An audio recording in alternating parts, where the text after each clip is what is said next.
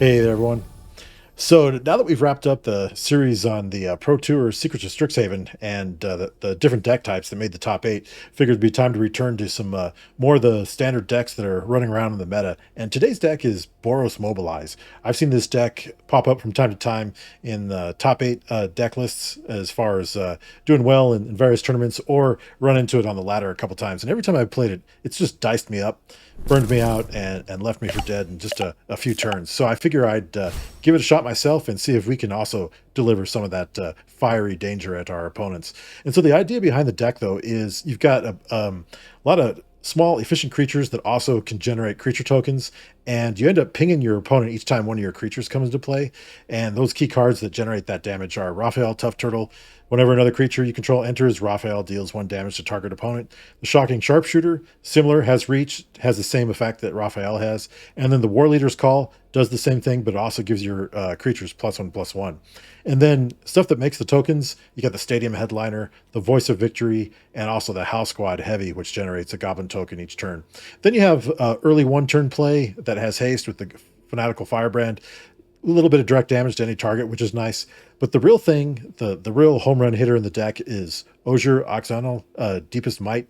And if a red source you control would deal an amount of non-combat damage less than Ojer Axonil's power to an opponent, that source deals damage equal to its power instead. So oftentimes, once this is on the battlefield, you can either ping your opponent for 4 or 5 damage. If you have the War Leader's Call out, it'll be 5. If it's just him, it'll be 4. But it's just enough to wipe out your opponent towards the end there. And then we do have a little bit of heat, Burst Lightning and Shock, to take out your opponent's small creatures, or just throw them at their dome in the mid to late game, and then just running a Tomb Seam Rips. Also running 3 copies of the Dalkovan Encampment. This is pretty good to activate in the mid to late game, because whenever you attack, it'll create 2 red warrior creature tokens that are tapped and attacking, which can help trigger your ping effects and stuff. So it's a pretty vicious deck once it gets going, and if it goes unchecked, it's game over for your opponent. So figure we can go ahead and hop on the ladder and see how we do with it, and make sure to come back around for the back part of the video, and I'll show you what it costs to build in paper and wildcards on Arena. So let's go ahead and hop on the ladder and see if we can deal some damage. Alrighty, and we are off to the races. Sure, not the fastest hand, but it's not slow either. Feel good about it because of the land too, so let's give it a shot.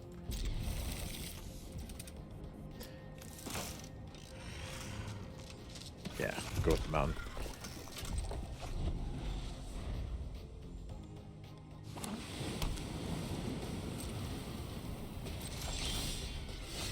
Alrighty.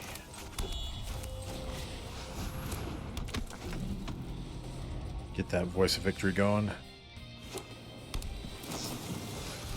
Ah, bummer.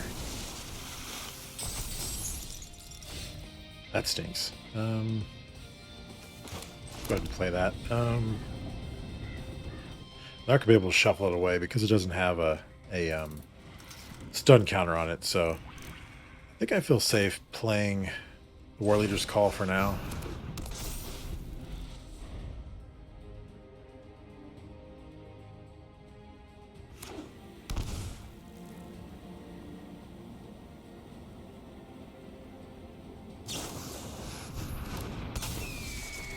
Okay.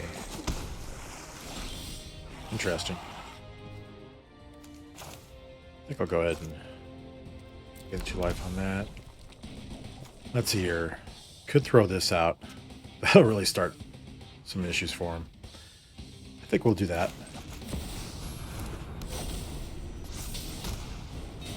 We'll go ahead and attack.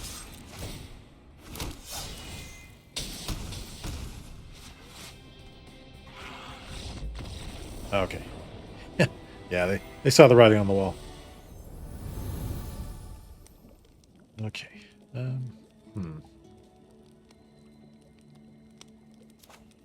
Yeah, I think we can keep this. Let's give it a shot here.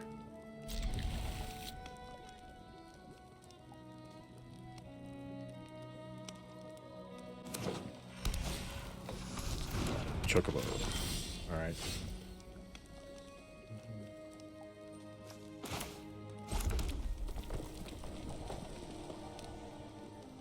I'm just gonna go ahead and shock it now. The thing will get out of control if we let it stay that way.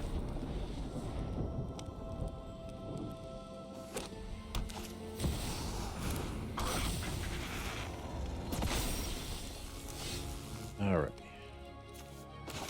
I think we'll roll with the, we'll do the Stadium Headliner and then a Burst Lightning, get rid of the Vaginal Cub.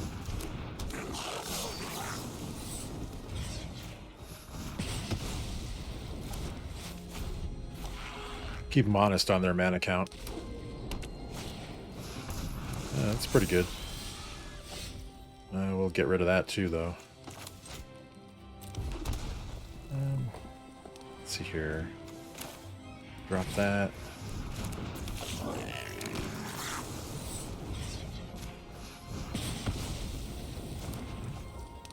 And we'll go ahead and attack here.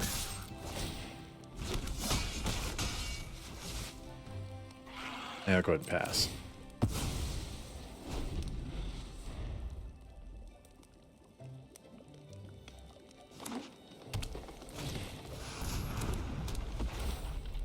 It's pretty good. Okay, sharpshooter, huh? Nice.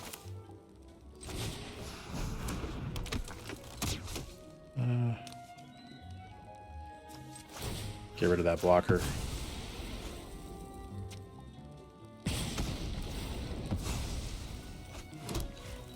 And we'll go ahead and attack here.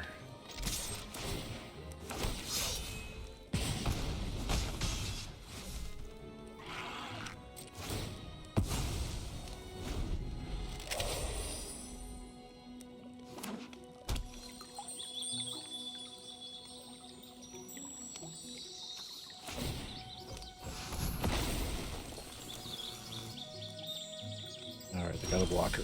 Alright. Yeah, we'll go ahead and roll with the War Leader's Call. And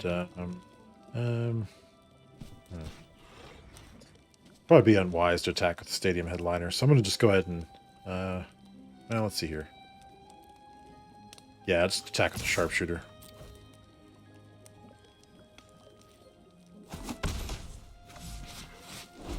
Next turn, if we can get a land, we'll be okay. It's too bad I can't use the Seam Rip on the land. Otherwise I would have gotten that blocker out of the way.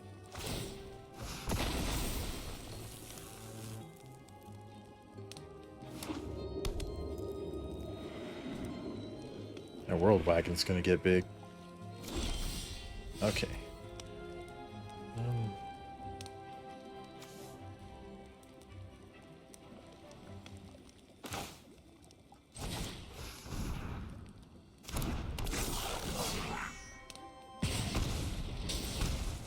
Okay. I think I'm going to go ahead and attack here. Yeah. Let's see here. Yeah, we'll go ahead and swing here.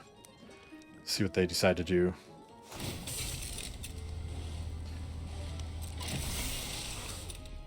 Okay.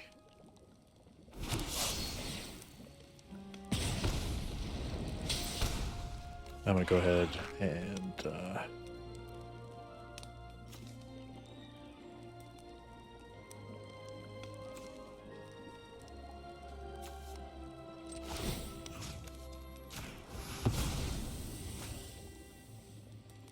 it'll only do 3, but they will not want to block.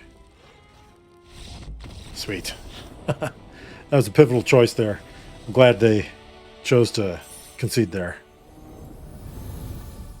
Alrighty. Well, let's see. We'll be on the play. Ooh, this is an interesting hand. Got Raphael for the first time. We curve into the house squad heavy too. These are fine since we have the mountain. So let's go ahead and give it a shot here. We'll just go ahead and drop the mountain, and then turn to Voice of Victory. Hold it up for the shock.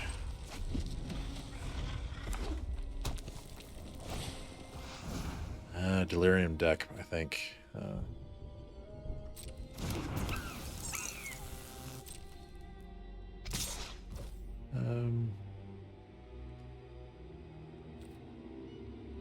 Yeah, I'm not gonna. Not gonna do anything with that.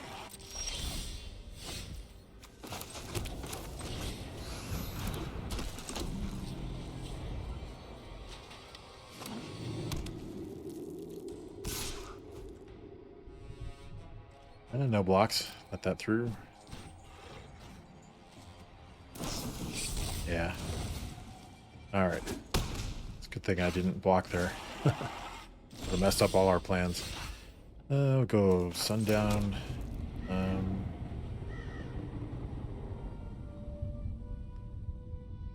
Let's see here. I play Raphael. We'll attack with this and 2 tokens. That'll be 3 damage, plus 2 more from Raphael. That'll be 5. Or we could do the House Squad Heavy. This won't be able to attack. We'll put out a token. They'll only be able to do 4 points of damage. So I think we're going to go ahead and do the Tough Turtle. We'll go ahead and attack there.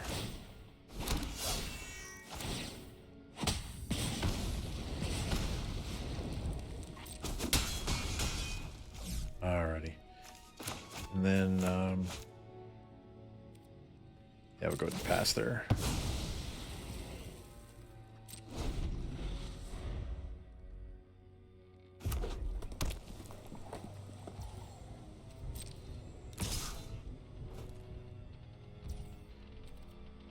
No blocks. We'll see if they have any tricks. Let's see here. Yeah, we'll go ahead and shock it. Have any other tricks? Okay. So they'll hit us for 6, 7. Oh. Oh no, 5, sorry. It's +2, +2. Oh, this is okay, that's a different card.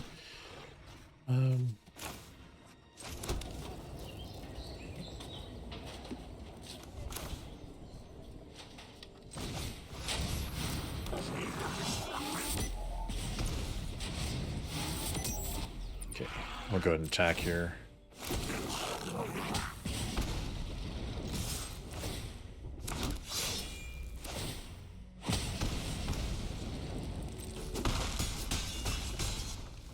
Nice. And then I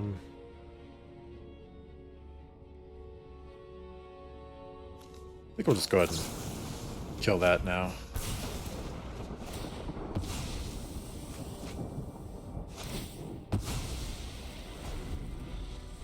Next turn I think we'll activate the Delcoven encampment. Just swing in for all sorts.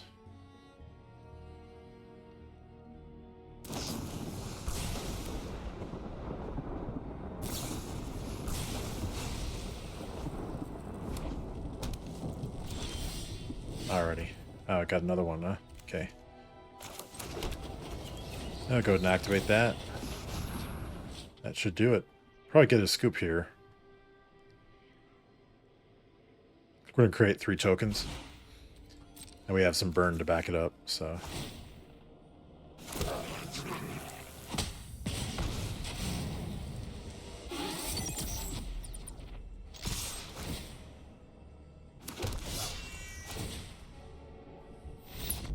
Sweet. Yeah, we burned them out there with our little dudes. Our guys are angry. Okay. Ooh. This is a pretty nice hand. Some nice creatures, at least. No removal, but we can curve into that pretty nicely. Let's give it a shot.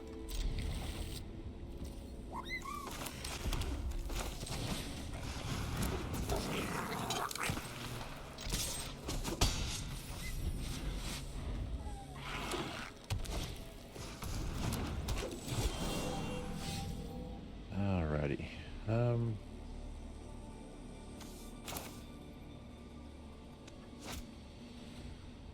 I think I'm gonna get rid of the Lana Royale first. Then we'll drop the boundary, go with Voice of Victory. Next turn we'll roll with the Sharpshooter.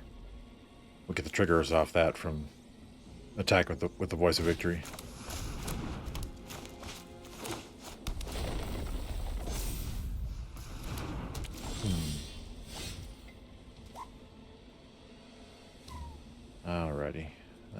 see here. Yeah, well, I think we'll drop the sharpshooter. We will burst lightning the larger chocobo. Go ahead and attack here.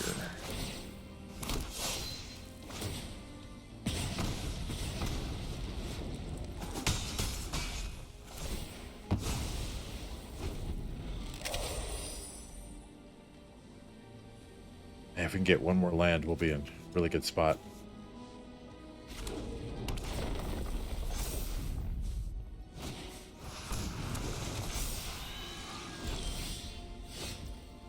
Alrighty.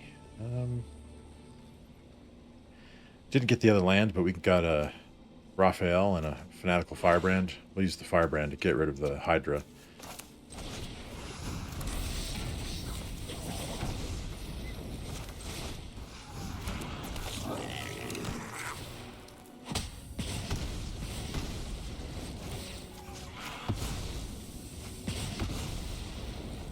Oh, good. Attack with everything.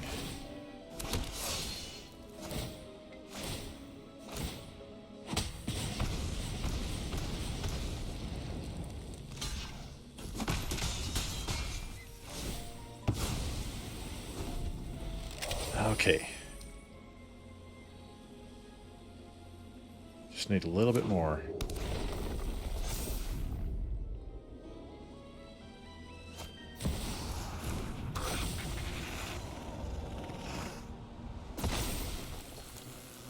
That's a pretty good answer. Ah, sweet. Yeah, we got him.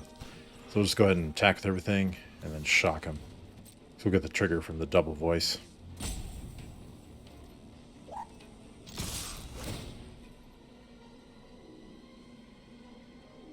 Actually, we don't even need to do that. We'll get the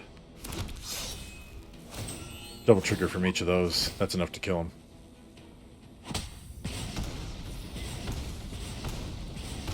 Nice. That was a quick victory.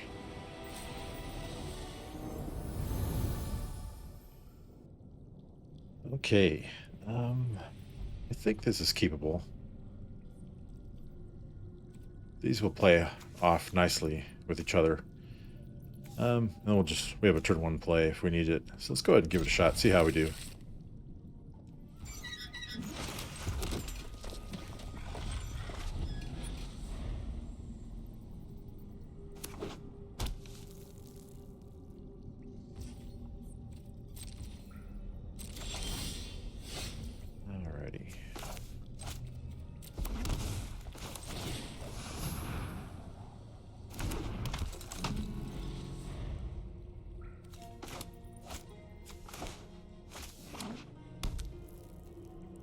Does the voice survive? Oh, it does. Looks like this might be aggro on aggro crime here. Let's see here. Could do one more of those. And then really start getting things crazy then. Or do this and a burst lightning. I think I'm going to take care of business first, though, with the burst lightning. Get rid of the show-off. I'll go with the voice of victory. And then it should be Pingtown with Sharpshooter and Raphael.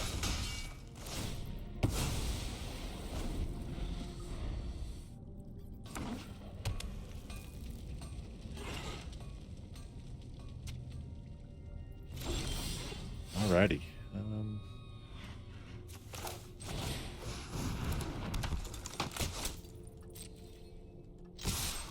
Good.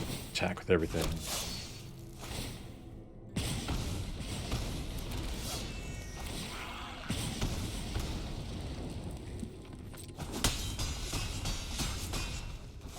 Alright. Go ahead and pass there.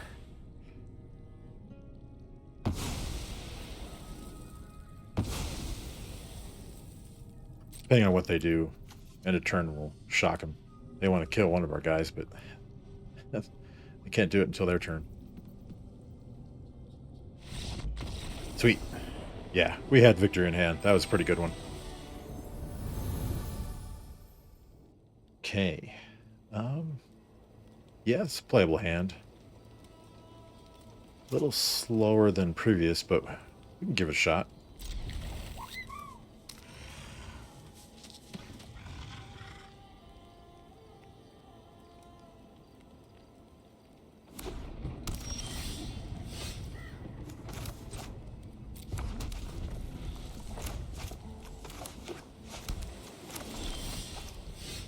Alrighty.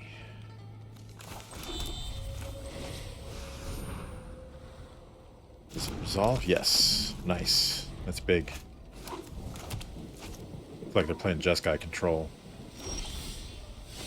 Alrighty.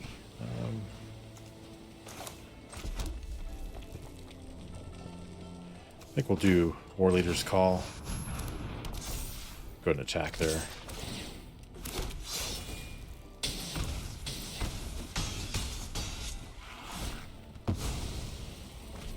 Next turn, we'll get Ojer out if they don't border wipe or anything like that.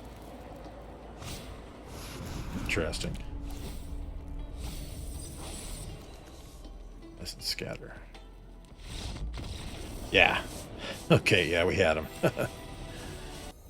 Alrighty, so that was the Boros Mobilize deck, and it did what it was supposed to do. It did to our opponents what it did to me, and that was just slice me up, leave me for dead really quickly before we could even get our footing. So much so that the games were going so quick with people scooping all the time, I decided to just throw in a bonus sixth game. I usually just do a best of five, but it happened so quickly. I just added that sixth game against that Jeskai Control, and they just saw the writing on the wall, which is right. I mean, next turn we were going to have him with the Ojer Axonil and just start smashing him with four points of damage a turn.